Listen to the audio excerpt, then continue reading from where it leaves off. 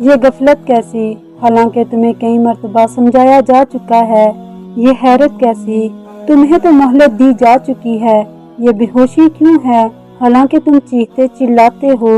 یہ سکون کیوں ہے، تم سے تو حساب لیا جائے گا۔ یہ دل لگی کیوں ہے، تم نے تو کوچ کر جانا ہے۔ کیا سونے والوں کے لیے ابھی وقت نہیں آیا کہ وہ بیدار ہو جائیں؟ کیا بندگان غفلت پر ابھی وہ وقت نہیں آیا کہ نصیحت پکڑیں؟ یاد رکھو، اس دنیا میں ہر شخص مسافر ہے، لہٰذا اپنے لیے ایسے اعمال کرو جو تمہیں قیامت کے دن جہنم کے عذاب سے نجات دلا سکیں۔ حضرت سیدنا ابن مسعود رضی اللہ عنہ سے روایت ہے کہ حاتم المرسلین رحمت للعالمین انیس الغاربین صلی اللہ علیہ وآلہ وسلم کا فرمان خوشبودار ہے کہ اللہ عز و جل کے خوف سے مومن کی آنکھ سے نکلنے والا قطرہ اس کے لیے دنیا اور اس کی ہر چیز سے بہتر ہے اور 1 سال کی عبادت سے بہتر ہے، اور اللہ عز و جل کی عظمت اور قدرت میں ایک گھڑی غور و فکر کرنا 60 دن کے روزوں اور 60 راتوں کی عبادت سے بہتر ہے۔ سن لو کہ بے شک اللہ عز و جل کا ایک فرشتہ ہر دن اور رات میں ندا کرتا ہے کہ 40 سال کی عمر والوں، فصل کاٹنے کا وقت آ گیا۔ اے 50 سال والوں، حساب کی تیاری کر لو۔ اے 60 سال والوں، تم نے آگے کیا بھیجا اور پیچھے کیا چھوڑا؟ اے 70 سال والوں، تمہیں کس چیز کا انتظار ہے؟ کاش کہ مخلوق پیدا نہ ہوتی، اور جب پیدا ہو گئی تو کاش کہ اپنا مقصد حیات جان لیتی، پھر اس کے مطابق عمل کرتی۔ خبردار، قیامت تمہارے قریب آ گئی، ہوشیار ہو جاؤ۔ اپنے بڑھاپے کو ہر اس چیز سے بچاؤ جو اسے میلا کر دے، کیونکہ سفیدی میل کچیل کو بہت کم برداشت کرتی ہے۔ حضرت سیدنا جابر بن عبداللہ رضی اللہ عنہ بیان کرتے ہیں کہ محبوب رب العزت محسن انسانیت صلی اللہ علیہ وآلہ وسلم کا فرمان مغفرت نشان ہے کہ اللہ عز و جل کسی بندے کی مغفرت فرمانا چاہتا ہے تو اسے گناہ سے روک دیتا ہے، اور جب اللہ عز و جل کسی بندے کا عمل قبول کرنا چاہتا ہے تو اسے نیک عمل کی طرف مائل کر دیتا ہے۔ سرکار دو عالم صلی اللہ علیہ وآلہ وسلم کا فرمان عالی شان ہے کہ نیکی پرانی نہیں ہوتی اور گناہ بلایا نہیں جاتا۔ جزا دینے والا یعنی اللہ عز و جل کبھی فنا نہیں ہوگا، لہٰذا جو چاہے کر تو جیسا کرے گا ویسا بڑھے گا۔ شہنشاہ نبوت محسن انسانیت حضرت محمد صلی اللہ علیہ وآلہ وسلم کا فرمان جنت نشان ہے۔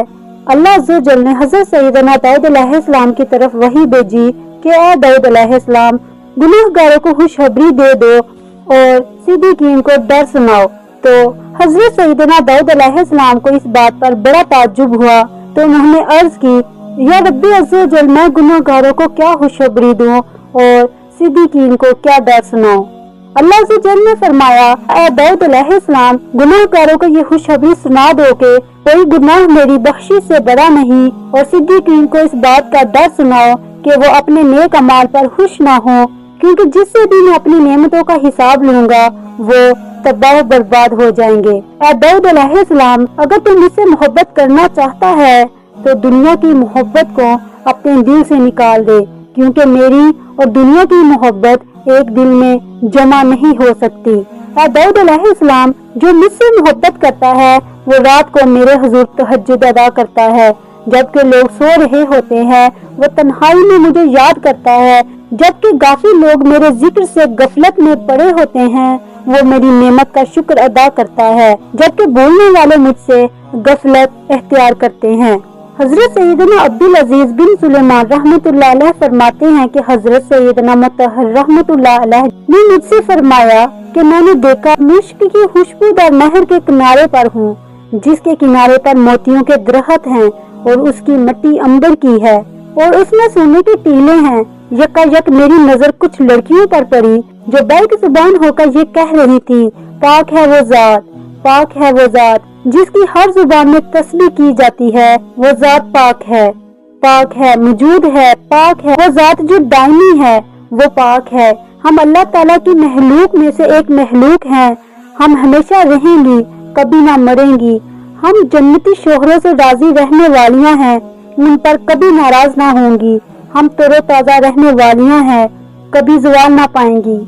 حضرت سیدنا مطہر رحمت اللہ علیہ فرماتے ہیں، میں نے ان سے کہا تم کون ہو؟ کہنے لگی ہم اللہ عز و جل کی مخلوقات میں سے ایک مخلوق ہے۔ میں نے کہا تم کیا کر رہی ہو؟ تو انہوں نے یک زبان ہو کر خوبصورت انداز میں جواب دیا، ہمیں لوگوں کے معبود رب محمد عز و جل نے ایسے بندوں کے لیے پیدا فرمایا ہے جو رات کے حصوں میں اس کے لیے قیام کرتے ہیں، اور وہ جو اپنے معبود تمام جہانوں کے پالنے والوں سے مناجات کرتے ہیں اور ان کی حاجتیں پوری ہوتی ہیں جبکہ غافل لوگ سوتے رہ جاتے ہیں۔ حضرت سیدنا مطہر رحمت اللہ علیہ نے یہ سن کر کہا، خوب، بہت خوب۔ وہ لوگ کون ہیں جن کی آنکھوں کو اللہ عز و جل نے ٹھنڈا کیا ہے؟ وہ کہنے لگی، کیا آپ انہیں نہیں جانتے؟ میں نے کہا خدا کی قسم نہیں جانتا۔ تو ان لڑکیوں نے بتایا کہ یہ وہ لوگ ہیں جو اپنی رات عبادت اور تلاوت قرآن میں گزارتے ہیں۔ نبی کریم رؤوف الرحیم صلی اللہ علیہ وآلہ وسلم نے فرمایا کہ جب بندہ گناہ کرتا ہے پھر اللہ عز و جل کی بارگاہ میں توبہ کرتا ہے اور اس پر قائم رہتا ہے تو اللہ عز و جل اس کا ہر نیک عمل قبول فرما لیتا ہے اور اس سے سرزد ہونے والا ہر گناہ بخش دیتا ہے۔ اسے معاف ہو جانے والے ہر گناہ کے بدلے جنت میں اس کا ایک درجہ بلند فرما دیتا ہے، اور اللہ عز و جل اس کی ہر نیکی کے بدلے اسے جنت میں ایک محل عطا فرماتا ہے اور حوروں میں سے ایک حور سے اس کا نکاح فرما دیتا ہے۔ سرکار مدینہ راحت قلب و سینہ صلی اللہ علیہ وآلہ وسلم کا فرمان عظمت نشان ہے کہ جب بندہ رات میں عبادت کے لیے کھڑا ہوتا ہے تو اس کے اعضاء خوش ہو کر ایک دوسرے کو پکارتے ہیں کہ ہمارا رفیق اللہ عز و جل کی بندگی کے لیے کھڑا ہوا ہے۔ مروی ہے کہ جب بندہ اللہ عز و جل کی بارگاہ میں کامل توبہ کرتا ہے اور رات میں اپنے رب ذوالجلال سے مناجات کرتا ہے تو فرشتے نور کا ایک چراغ روشن کر کے زمین و آسمان کے درمیان لٹکا دیتے ہیں۔ دیگر فرشتے پوچھتے ہیں یہ کیا ہے؟ تو ان سے کہا جاتا ہے کہ یہ فلاں بن فلاں نے آج کی رات اپنے رب عز و جل کے ساتھ راضی ہو کر گزاری ہے۔